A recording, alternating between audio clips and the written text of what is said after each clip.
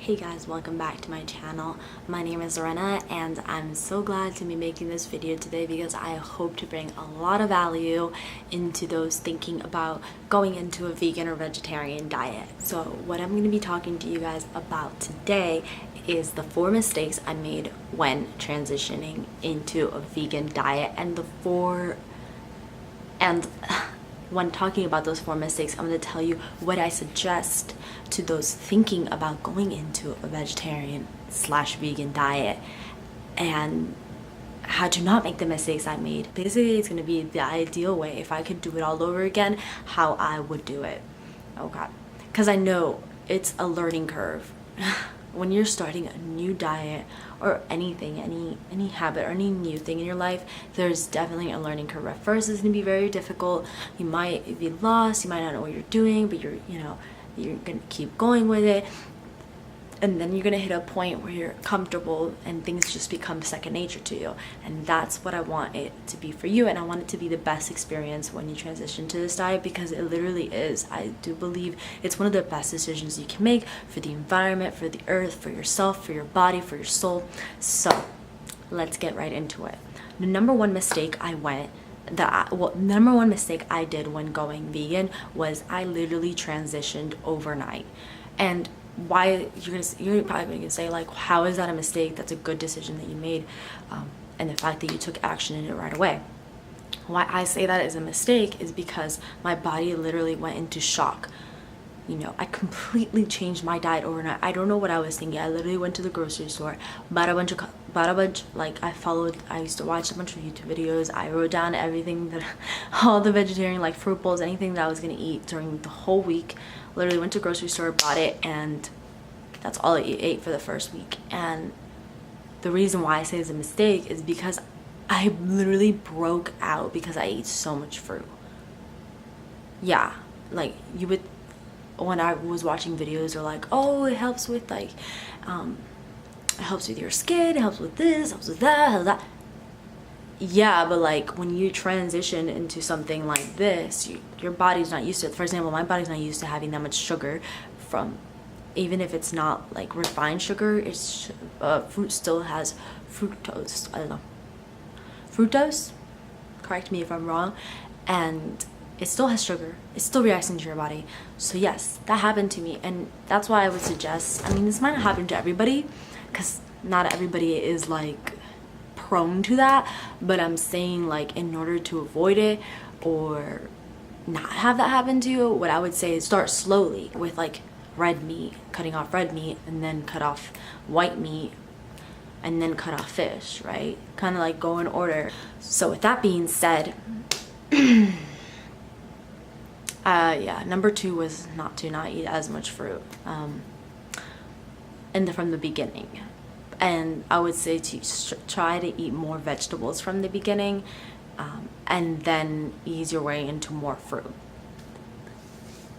Let's see, another mistake I made.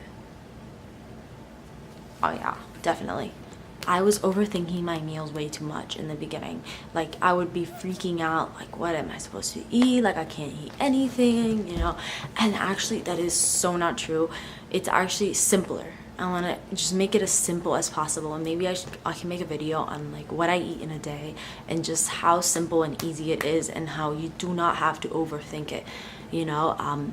Like I said, in the beginning of the first 6 months I started 2 years ago, by the way.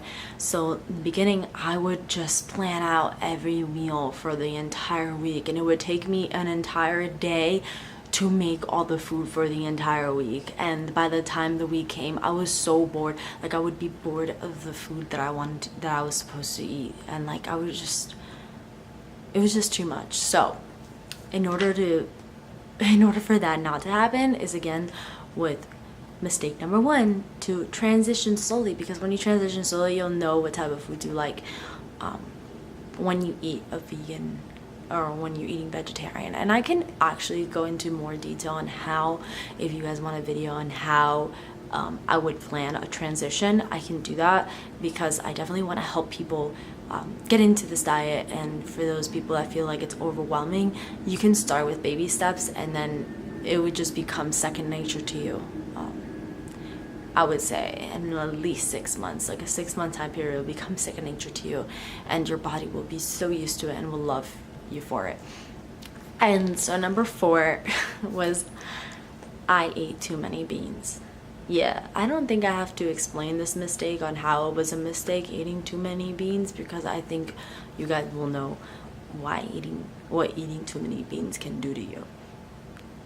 Moment of silence.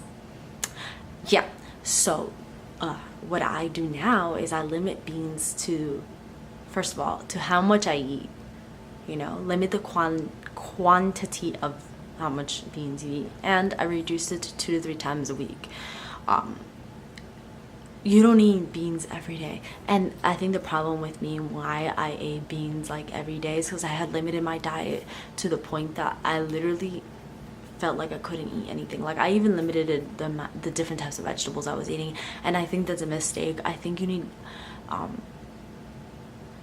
a diverse diet, so definitely all types of vegetables with all different colors, and all fruit with all different colors, because all that's going to be good for you, and each of those different colors and fruits and vegetables are going to bring different vitamins and minerals into your body.